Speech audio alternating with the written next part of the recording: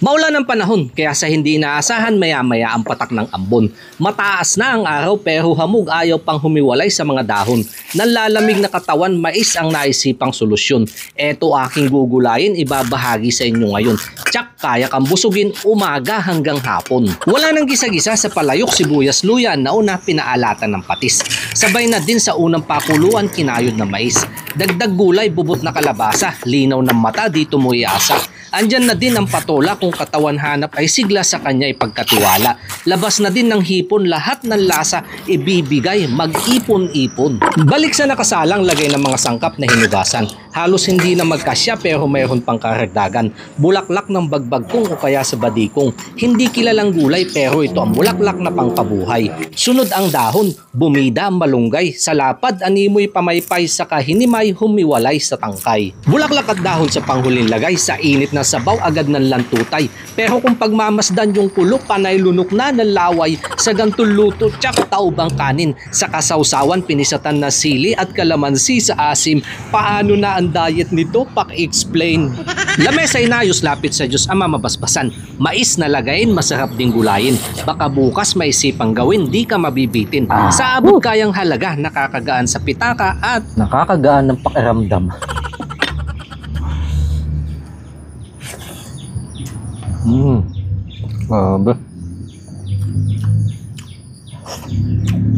Sabaw pa lang, napakalasa.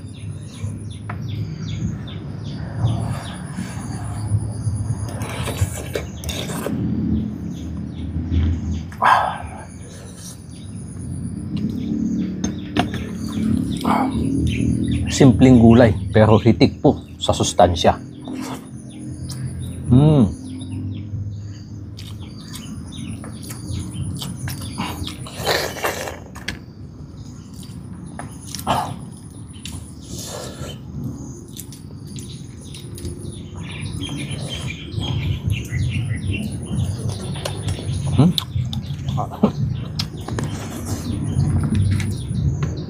Sarap.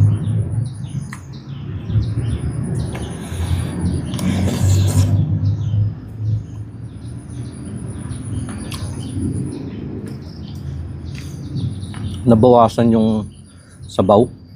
Hinigop po nung mais kaya medyo natuyuan.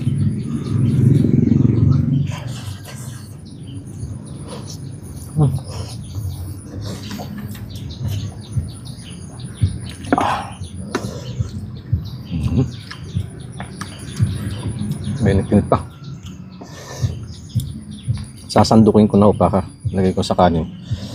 Malamigan.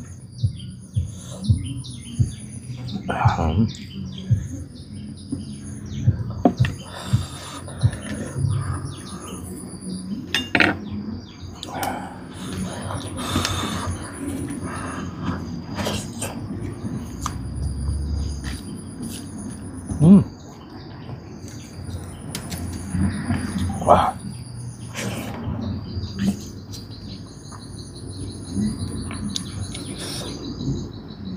Matamis-tamis yung sabaw. Alat nung bagoong, asim nung kalamansi, tsaka may anghang.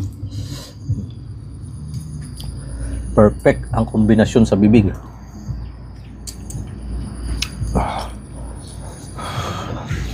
Yun nga lang ho. Yung kanin ko medyo mainit din.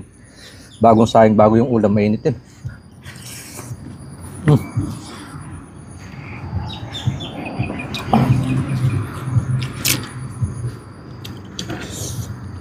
Hindi makabuelo ng kain.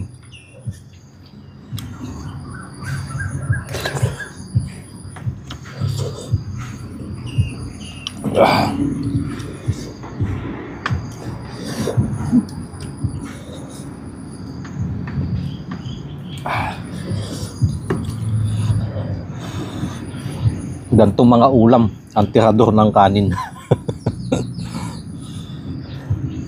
Kaya kung may mais ka dyan, gulayin mo na din. Kain po tayo mga kanayon.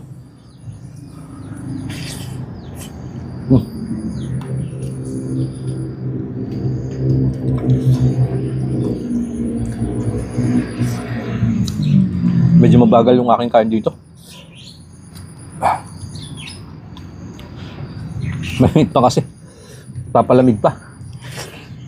Mm.